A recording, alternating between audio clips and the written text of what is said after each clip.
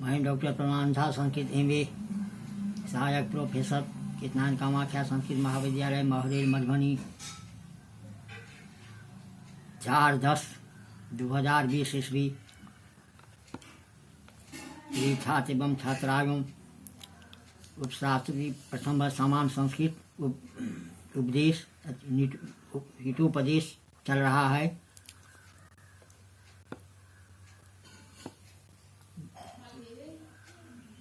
ध्यान से सुनना है। अथा उपाय चिंत्याम तथा चूक्तम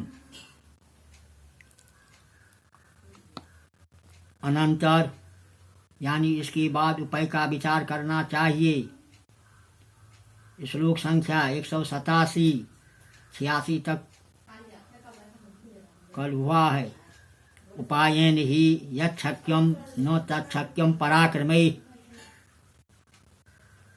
श्रृंगालेन हतो हस्ति गच्छता पंकवर्तमना। पुनः श्लोक। उपायेन ही यच्छक्यम न तच्छक्यम पराक्रमे श्रृंगालेन हतो हस्ति गच्छता पंकवर्तमना। उपायेन जत शक्यम तत्पराक्रमे न शक्यम ही पंकवर्तमना गच्छता श्रृंगालेन हस्ति हस्त। कहता है कि उपाय से जो हो सकता है वह पराक्रम से नहीं हो सकता है। जैसे कि कीचड़ वाले मार्ग से जाते हुए श्रृंगाल ने हाथी को मार डाला। मैंने कहता है जो उपाय से होता है वह पराक्रम से कभी नहीं कुछ हो सकता है। जैसे कीचड़ के मार्ग से जाते हुए श्रृंगाल हाथी को मार डाला।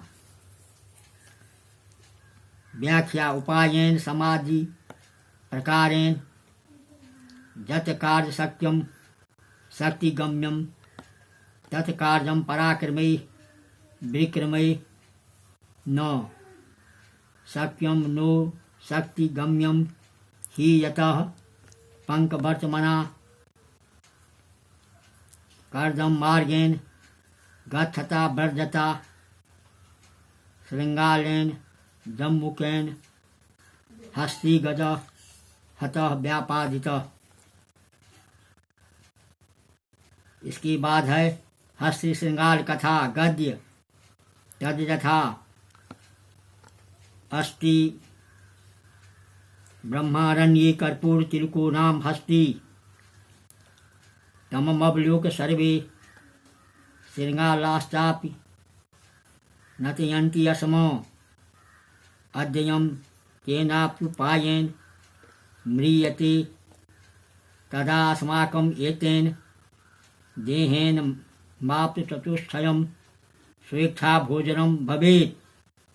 ततस्तन मध्यादेकेन वृद्धश्रृंगालेन प्रतिज्ञा कृता मया बुद्धि प्रभावादस् मरणं साधयितव्यम्। अनन्तरं स वञ्चकः कर्पूर तिलक समीपं गत्वा साष्टांग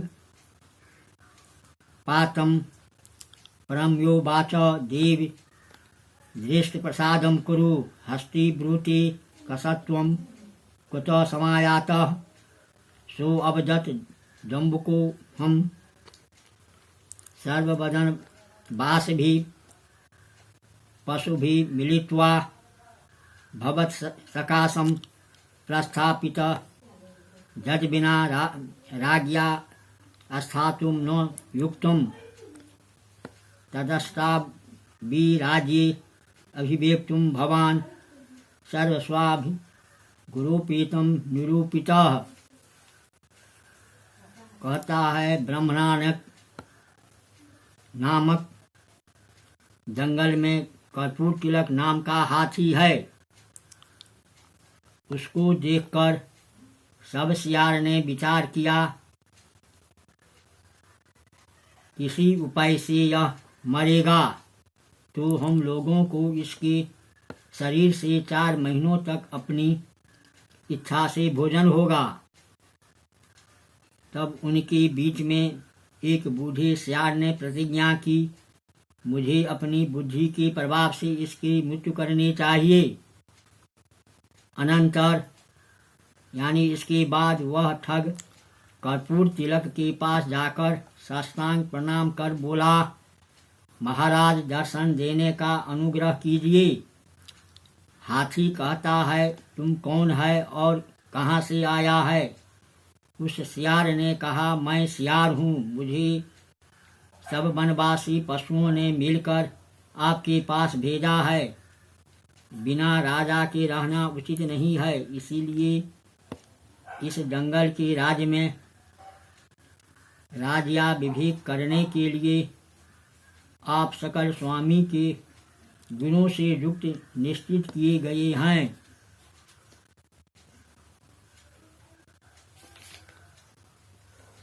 अब कथा के बाद श्लोक संख्या 188। यत कुलाचार जना आचार्य यति शुद्ध प्रतापवान धार्मिको नीति कुशल स्वस्वामी युज्यति भुवि। पुनः श्लोक यतः कुलाचार जना आचार्येति शुद्ध प्रतापवान धार्मिको नीति कुशल स्वस्वामी युज्यति भुवि। कुला आचार जना आचार्य अति शुद्ध प्रतापवान धार्मिको नीति कुशल स्वस्वामी भुवि युज्यति। कहता है, कुल की यानी वंश के और मनुष्य के आचारों से अतिशय पवित्र,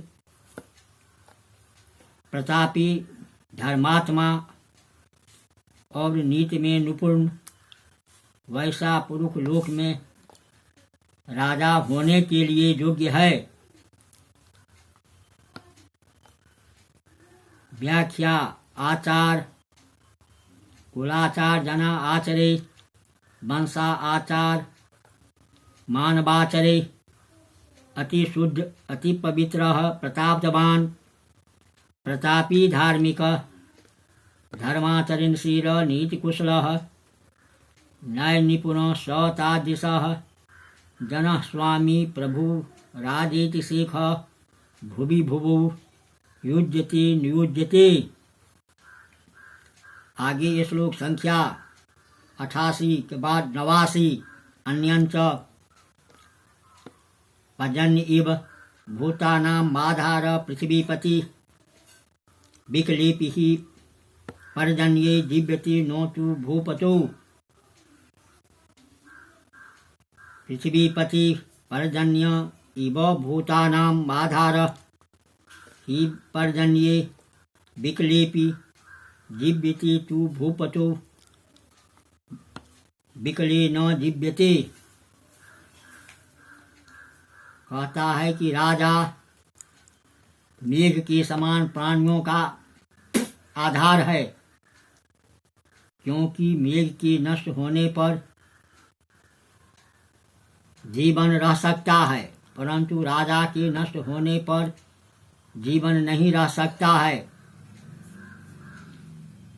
व्याख्या पृथ्वीपति राजा पर्जन्य इव मेघ इव भूतानां प्राणिनां आधार अस्ति हेतु ही यतः पर्जन्ये मेघे विकलेपि नष्टेपि विष्टरहिते अपीति भाव जीव्यते प्राणा धार्यन्ते राजोपायनेति शेख तु परन्तु भूपतो रागी विकले नष्टे सति न जीव्यते प्राणा न धार्यन्ते लोके रेति शिख। आगे श्लोक संख्या 190। किंच नियत विषयवर्ती प्रयासो दंड जोगात जगति परिवेशमणि दुर्लभ साधुवृत्त किस्मपि विकल्पा व्याधित वा अधनं वा पतिमपि कुलनारी दंडभीत्या अभ्युपैति परवशे अस्मिन् जगति प्रयासो दंडयोगात् दोकः नियति विषयवर्ती साधुवृत्तो दुर्लभः कुलनारी अपि दंडभीत्या कृशम् अपि विकल्पा व्याधितं वा अधनं वा पतितं अभ्युपैति। कहता है पराधीन इस संसार में अक्सर दंड के भय से ही लोग अपने निश्चित विषय में रहता है, क्योंकि सच्चरित्र पुरुष दुर्लभ होता है। कुलीन स्त्री भी दंड के भय से दुर्बल किसी इंद्रिय से विकल रहित रोगी अथवा निर्धन पति को भी स्वीकार करती है।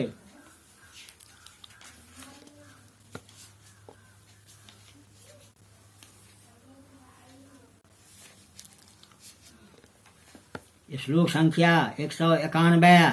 राजानां प्रथमं विन्देत् ततो भार्या ततो धनम् राजन्यस्सति लोकेऽस्मिन् कुतो भार्या कुतो धनम्। पुनः श्लोक राजानां प्रथमं विन्देत् ततो भार्या ततो धनम् राजन्यस्सति लोकेऽस्मिन् कुतो भार्या कुतो धनम्। प्रथमं राजानं विन्देत् ततो भार्या ततो धनम् विन्देत् अस्मिन् लोके राजन असति भार्या कुतः धनम च कुतः। कहता है कि मनुष्य पहले राजा को प्राप्त करें, तब पत्नी को, अनंतर धन को प्राप्त करें। इस लोक में, इस संसार में राजा के न रहने पर पत्नी कहाँ से होगी और धन ही कहाँ से होगा। व्याख्या प्रथमं प्राक् राजानं भूपति विन्देत् लभेत् ततः अनन्तरं संरक्षके सतीति भावः। भार्यां पत्नीं विन्देत् ततः अनन्तरं धनं द्रव्यं विन्देत् अर्जनेन लभेत्। यतः अस्मिन् एतस्मिन् लोके संसारे राजन् भूपतौ असति अवद्यमाने सति भार्या पत्नी कुतः कस्मात् भवेत् धनं च द्रव्यं च कुतः कस्मात् भवेत्। मत्स्या न्याये प्रवृत्ति सतीति भावः। गद्य तद्यथा लग्न बेला न चलति तथा कृता सत्वरमागम्यतां देवेन इत्युक्त्वा उत्थाय चलितः। ततो असौ राज्यलोभात् कृष्टः कर्पूरतिलकः श्रृंगारदर्शित वर्तमना धावन् महापङ्क्ते निमग्न हस्तिना उक्तम् सखे श्रृंगार किं मधुना विधेयम् महापङ्क्तिपतितोऽहं म्रिये परावृत्तपस्य श्रृंगारेण विरहस उक्तम् देव मम पुच्छाग्रे हस्तं दत्वा उच्छ्रितं यस्मात् मदविधस वचसि त्वया विश्वास कृत तस्य फलमेतत् तदनुभूयाताम् अशरणं दुखम। कहता है कि इस कारण से जैसे राजा विवेक का मूर्त नहीं बीते, वैसा करके महाराज शीघ्र आइए। ऐसा कहकर उठकर वह सियार चलने लगा। इस राज्य के लोभ से खींचा गया वह कर्पूर तिलक श्यार के दिखाए गए मार्ग से दौड़ता हुआ गहरी कीचड़ में डूब गया। हाथी ने कहा, मित्र श्रृंगार, अब क्या करना चाहिए? बढ़ी हुई कीचड़ में गिरा हुआ मैं मर रहा हूँ, लौट कर देखो। सियार ने हंसकर कहा, महाराजा, मेरी पूंछ के अग्रभाग में सूर रखकर उठिए। जिस कारण से मेरे ऐसे ठग के वचन में अपने विश्वास किया, यह उसका फल है। इसीलिए रक्षक के रहित दुख का अनुभव करें। तथा चोक्तम, श्लोक संख्या 192। यथा संगत सत्संग रहितो भविष्यसि भविष्यसि यदा असंदन गोष्ठी प्रतिष्ठसि यथा अतसंग्रहितो भविष्यसि यदा भविष्यति तदा असंदन गोष्ठीषु पतिष्यसि तदा पतिष्यसि।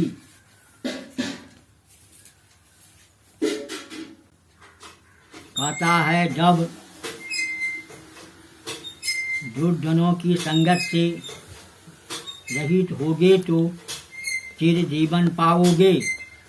जब दुर्जनों की सभाओं में पाओगे तो दुख पंख में गिर जाओगे।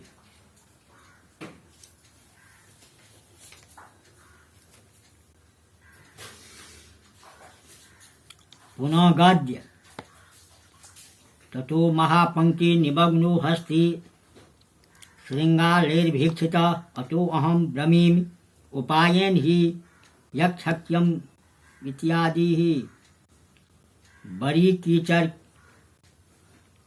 में पड़े हुए हाथी को सियार ने खाया। इस कारण से मैं कहता हूँ, उपायेन ही यक्षक्यम, उपाय से जो शक्य है, इत्यादि।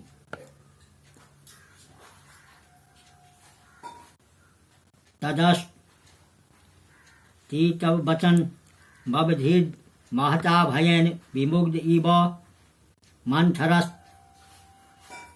तद्दरा शक्य मुतसेज प्रचलित तीपि हिरण्यकादय स्नेहादनिष्टं शङ्कमानस्तद्मन् जग्मु ततः स्थले गच्छन् केनापि व्याधेन वने पर्यटता सह मंथर प्राप्त स च तं गृहीत्वा उत्थाय धनुषि बद्ध्वा धन्योऽस्मि इत्यभिधाय भ्रमण क्लेशात् क्षुत्पिपासाकुलः स्वागृहाभिमुखं प्रयातः। अथिति मृगवै मौखिका परम विखार समुगता तमनुगच्छन्ति स्म ततो हिरण्यको बिलपति।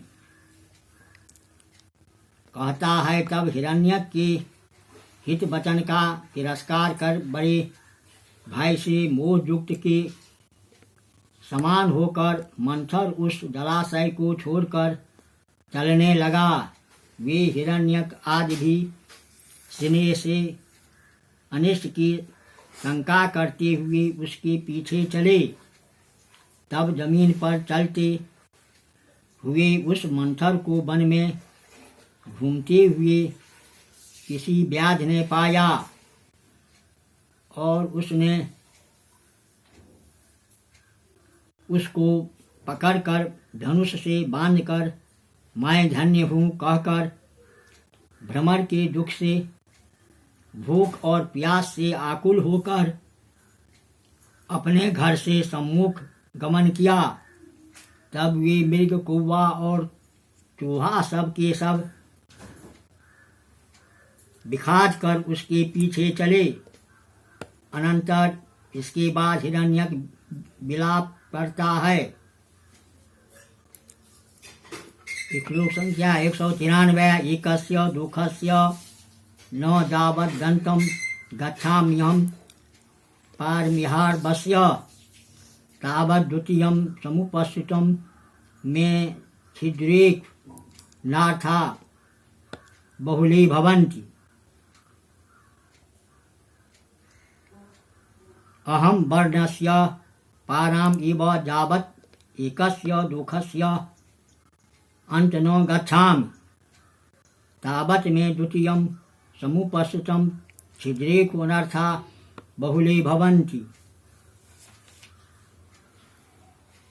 कहता है मैं समुद्र के पार के समान जब तक एक दुख की समाप्ति नहीं करता हूँ उतने में ही मेरा दूसरा दुख उपस्थित हो जाता है। छिद्रों में अनर्थ बहुतों हो जाते हैं।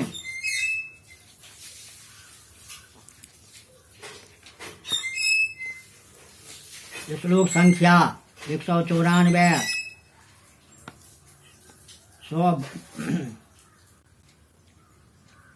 भावजम तु यन्मित्र भाग्ये नैवा विजायते तत्कृतिं सौहार्दमपातु रसि न मुञ्चति।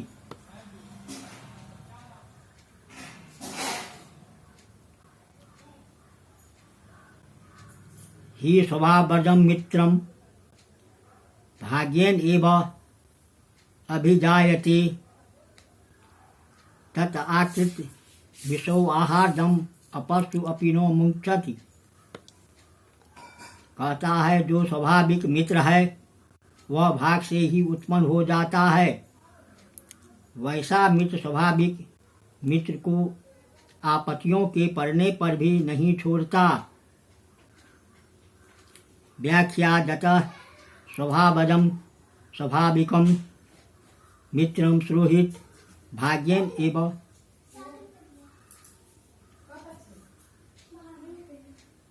पूर्वजन्म कृत कर्मणा एव अभिजायते उत्पद्यते तत्तादृशं मित्रम् अकृत्रिम सौहार्द स्वाभाविक सुहृद भवाम आपस्तु अभि विपत्तिको अपि नो मुञ्चति न त्यजति। कति मिनट भैया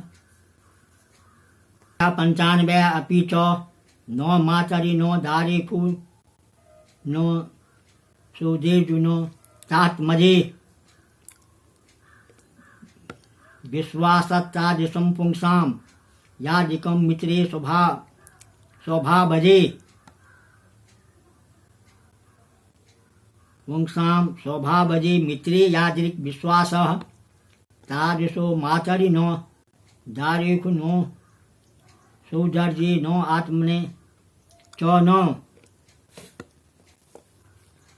पुरुषों का स्वाभाविक मित्र में जैसा विश्वास होता है वैसा विश्वास माता में नहीं, पत्नी में नहीं, सहोदर भाई में नहीं और न अपने पुत्र में ही होता है।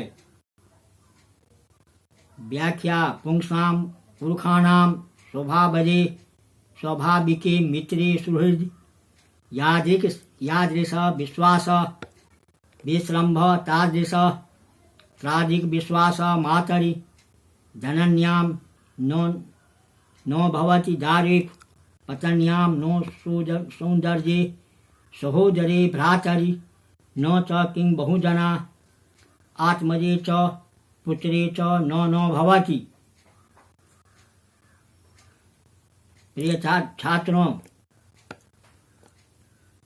गद्य एवं श्लोक संख्या 195 तक हुआ है। यहीं तक आज।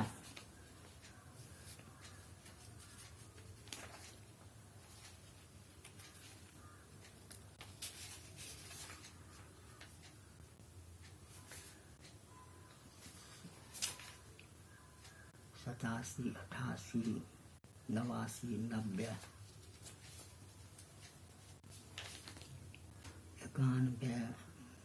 92 93 94 95 95 95 भेली